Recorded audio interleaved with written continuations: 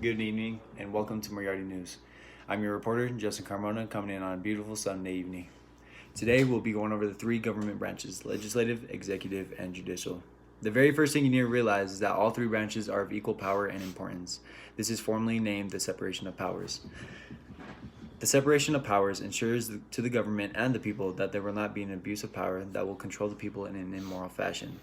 In the society we live in, the power rests in the people, and that the people are born free. And for that to remain true, we need to keep the power of the government constrained from it ever going over that limit.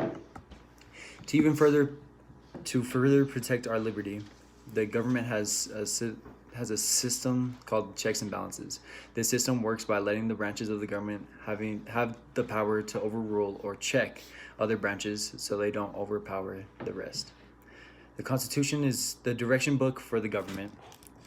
The first chapter of the Constitution is the legislative branch. Let's go over to our reporter and legislative specialist, Bruno. Good evening, y'all. This is Bruno reporting live from Transit City Hip Hops. Article 1 of the Constitution goes into the legislative branch, the branch that forms the laws and how it is set up. Congress is split up into two bodies, the Senate and the House of Representatives, called bicameral legislature. These two bodies act as a form of checks and balances for one another. For a law to be passed through legislation, both bodies have to pass the same law or both edit and critique it until it is agreed upon. An example of Congress checking out another branch is when the president appoints someone to office. Congress, Senate in specific, has to approve of the official before they can go into office. Now that we have gone over the work of the legislative branch, let's go on to Article 2, to our reporter, Caden Dunn. Everyone, I'm Caden Dunn reporting live from the Hit Stick. You feel me? Article 2 of the Constitution goes over the powers of the executive branch, the body that enforces the congregational laws. First and foremost, the president, also known as POTUS, nominates federal judges who go through the Congress.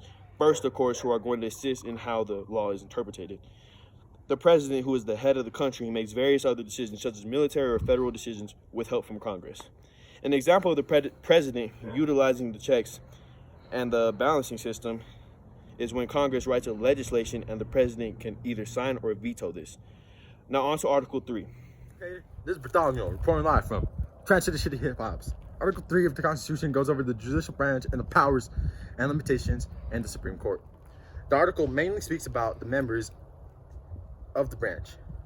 Being the branch with the least amount of power, it usually deals with hearing of appeals in state cases. Take, for example, the case between the University of California, Reagans versus Back. This case ended in the use of racial quotas being ruled unconstitutional. The biggest power they hold, however, is the power of judicial review. This means if the executive or legislative branch does something that may be considered unconstitutional, the court has the power to act upon it and strike it down, meaning they could take away their power. This is the basis of the judicial branch. Now back to my reporter, Justin Carmona. We have now gone over the three branches and their powers and limitations.